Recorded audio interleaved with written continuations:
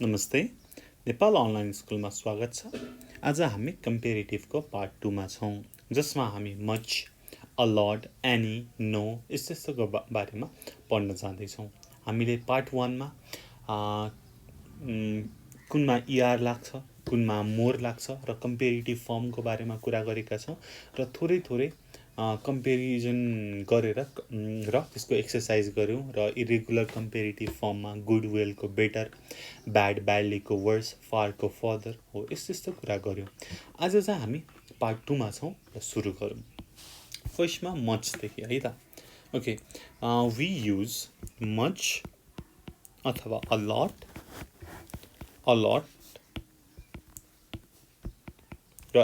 र यस्तै अथवा a bit, slightly, far plus comparative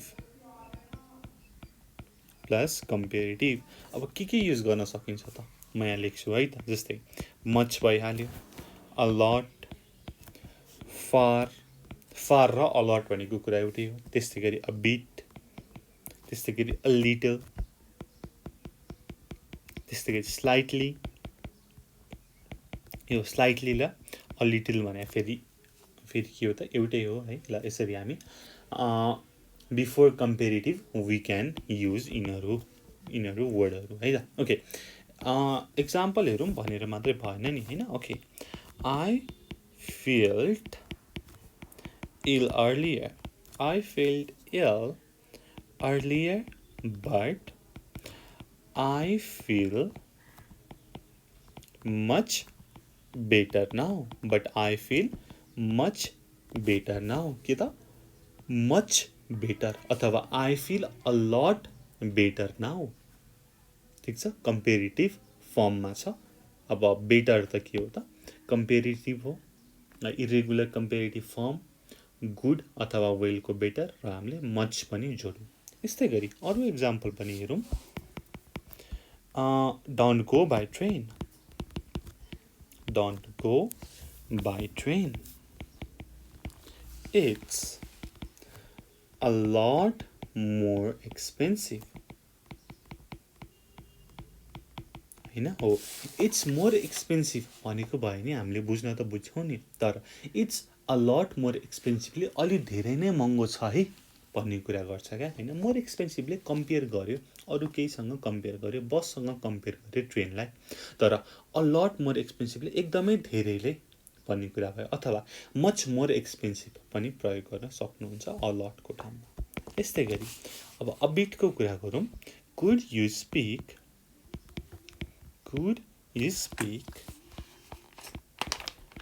a bit more slowly, my bad, a bit more slowly।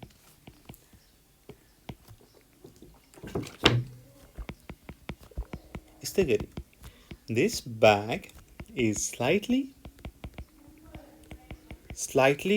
heavier than the other one।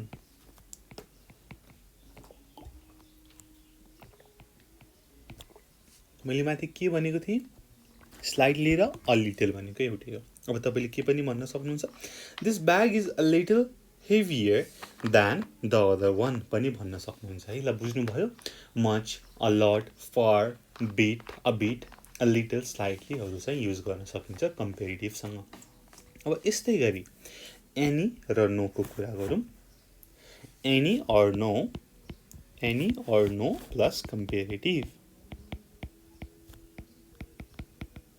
Example, I have waited long enough. I'm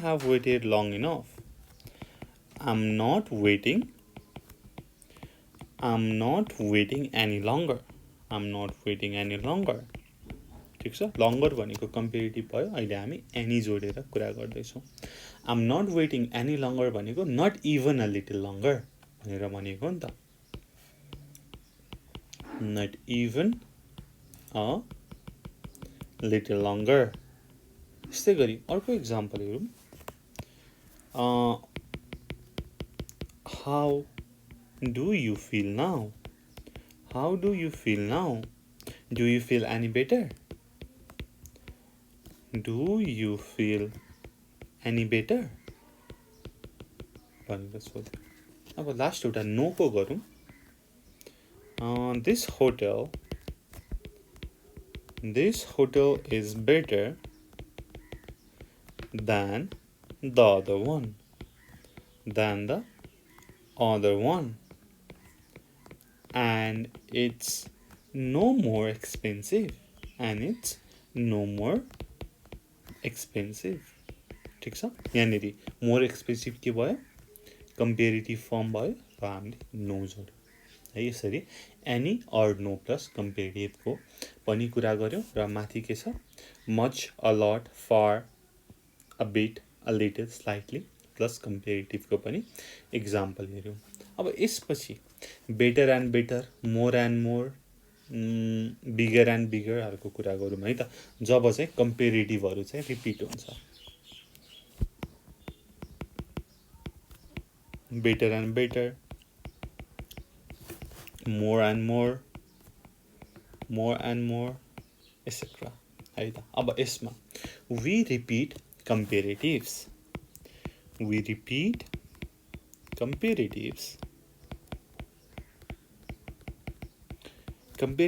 to say that, के भन्नको लागि, to say that केही कुरा सधैँ change भइरहन्छ भन्नको लागि, to say that something changes continuously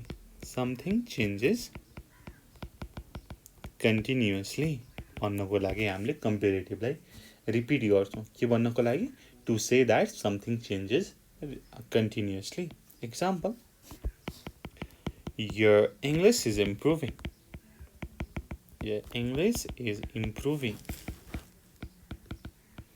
It's getting better and better. It is continuously improving. It is continuously improving भन्नको लागि बेटर एन्ड बेटरको प्रयोग गर्यो। पहिलाको भन्दा राम्रो, त्यसपछि चाहिँ फेरि राम्रो भन्नको लागि बेटर एन्ड बेटर। यस्तै गरी the city has grown fast in recent years. The city has grown fast in recent years. It has got bigger and bigger. It has got bigger and bigger.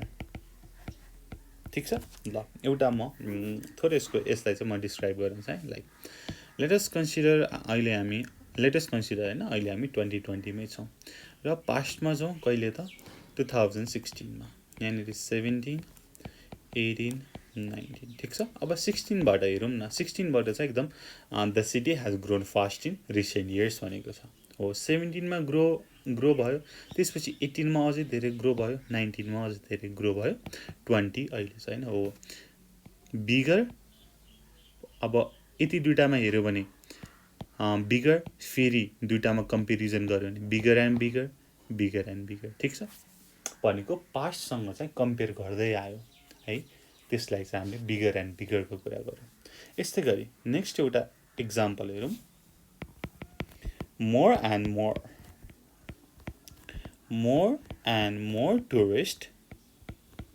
tourists are visiting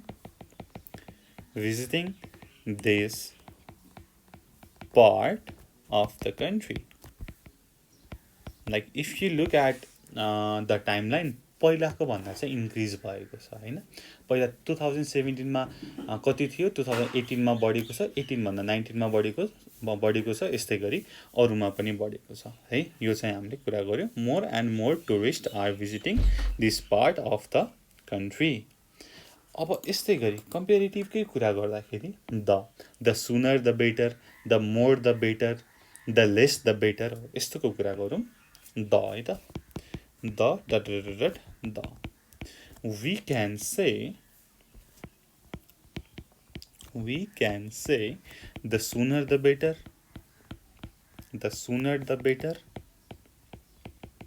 यस्तै गरी the more the better,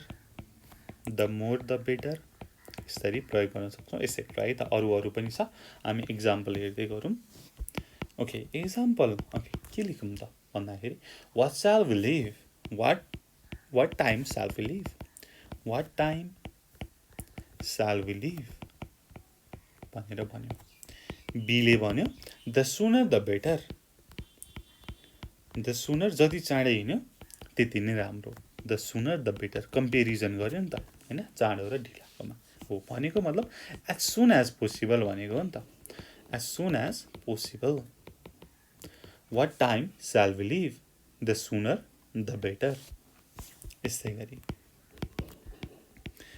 what sort of bag do you want what sort of bag do you want a big one भनेर सोध्यो शपकिपरले तपाईँले भन्नुभयो yes the bigger the better the bigger the better जति ठुलो भयो त्यति राम्रो द बिगर द बेटर भनेको एज बिग एज पोसिबल भनेर भनेको हो नि त यो भनेको एज बिग एज पोसिबल ठिक छ अब लास्ट एउटा एक्जाम्पल पनि हेरौँ when you are traveling अब ट्राभल गर्दाखेरि जति कम लगेज भयो त्यति नै राम्रो कुरा गरौँ न when you are traveling the less luggage you have the less luggage you have the better भनेको जति कम लगेज भयो त्यति नै राम्रो नि भनेर भन्न खोजे ठिक छ अब हामीले अर्को यो द को कुरा छ हैन द को कुन बेला प्रयोग गर्छौं भन्दाखेरि to say one thing depends on another thing भन्नको लागि पनि द को प्रयोग गर्छौं यो माथिको स्ट्रक्चरको लागि वी अल्सो युज द यो structure to say that one thing depends on another thing to say that one thing depends on another thing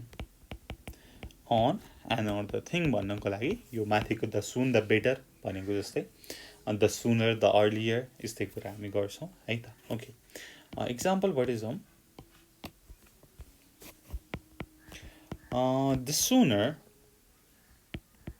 the sooner we leave, the earlier we arrive. The earlier we will arrive.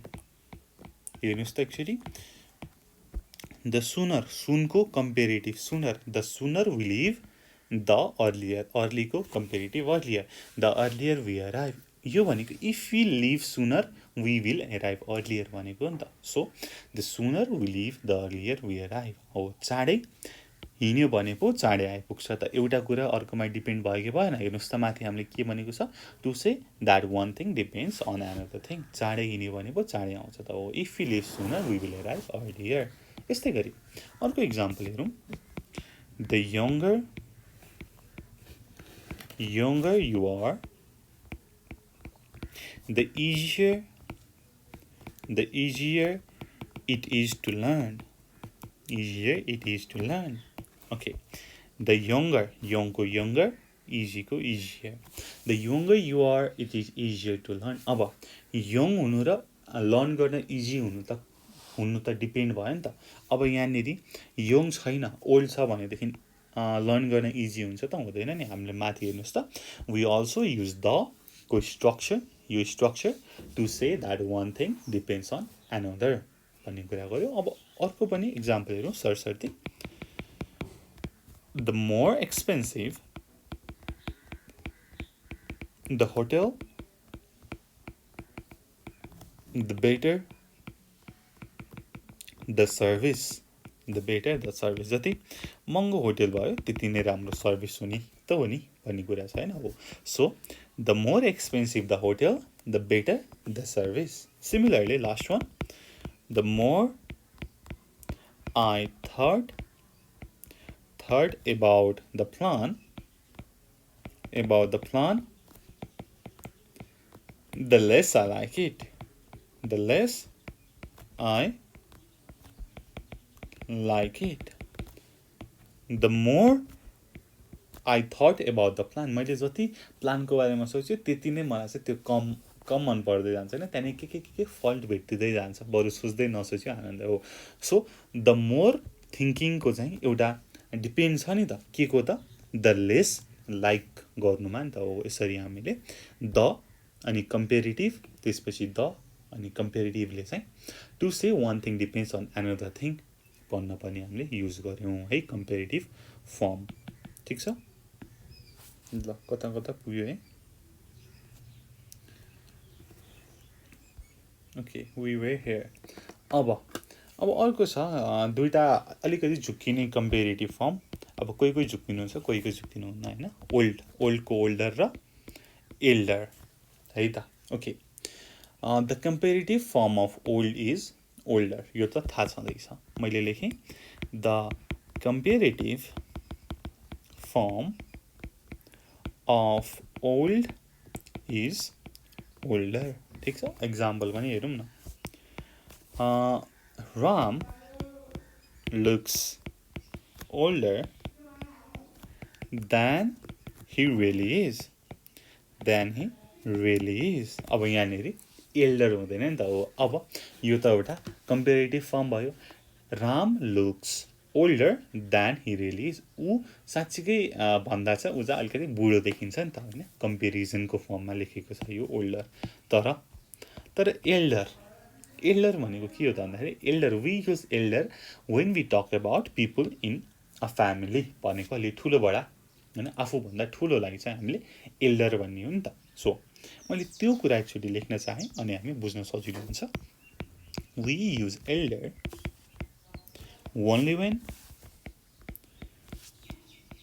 We talk about people in a family है, in a family. ठिक छ, we use elder only when we talk about people in a family, जस्तै elder sister, the elder son, elder brother, anything. Example हेरौँ, my elder sister is a TV producer. Okay, let's suppose my elder sister is a TV producer. यसमा my older sister is a TV producer लेख्न मिल्छ कि मिल्दैन? मिल्छ, किनकि older sister भन्ने बित्तिकै मसँग कम्पेयर गर्यो नि त हो, त्यहाँनिर कम्पेरिजन छ र मात्रै माई एल्डर सिस्टर पनि लेख्न मिल्छ। ठिक छ, अब we don't say somebody is elder होइन, समबडी इज एल्डर यो ELDER चाहिँ प्रयोग गरिँदैन। But we do not say, यो चाहिँ थोरै जान्नु पर्यो, we do not say that somebody is Elder.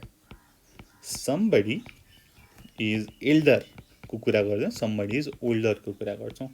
अब माई एल्डर सिस्टरको कुरा गरौँ न होइन, my sister is older than me, त्यही नै भएर त ऊ मेरो एल्डर सिस्टर भएको नि त हो। यहाँनिर my sister is Elder than me भन्ने कुरा चाहिँ यस्तो चाहिँ हुँदैन है। यो चाहिँ थोरै मैले तपाईँलाई भनेको है, अब कहिलेकाहीँ झुक्किन सक्छ, केही हुनसक्छ। सो यो चाहिँ थोरै जानिराख्नु पर्यो भन्नको मात्रै। ओल्ड चाहिँ ओल्डको कम्पेरिटिभ फर्म हो र एल्डर भनेको कम्पेरिटिभ फर्म होइन। यो simply when we talk about people in a फ्यामिलीको लागि चाहिँ हामीले एल्डरको प्रयोग गऱ्यौँ भन्ने कुरा छ। त्यसपछि द सुन द अर्लियर भनेपछि डिपेन्ड्स अन एनदर थिङको कुरा गऱ्यौँ। अनि the soon the better, the more the बेटरको कुरा गऱ्यौँ है। अनि त्यसपछि रिपिट हुने कुरालाई गऱ्यौँ, we repeat comparatives to say that something changes continuously भनेर गऱ्यौँ। त्यसपछि any or no plus comparative, त्यसपछि मच अलट प्लस कम्पेरिटिभ गऱ्यौँ है। ल तपाईँले यति कुरा बुझ्नुभयो भने, थोरै कुराहरू छ, यति रुलहरू बुझ्नुभयो भनेदेखि यसको एक्सर्साइज गर्न तपाईँलाई एकदमै सजिलो हुन्छ। र यसको एक्सर्साइज छ र यसको पार्ट 3 सम्म छ, सबै भिडियो हेरिदिनु होला भन्दै यो भिडियोबाट बिदा हुन चाहन्छु। Thank you so much for watching, until next time, goodbye, keep learning, जय चन्द्र सूर्य, पिस।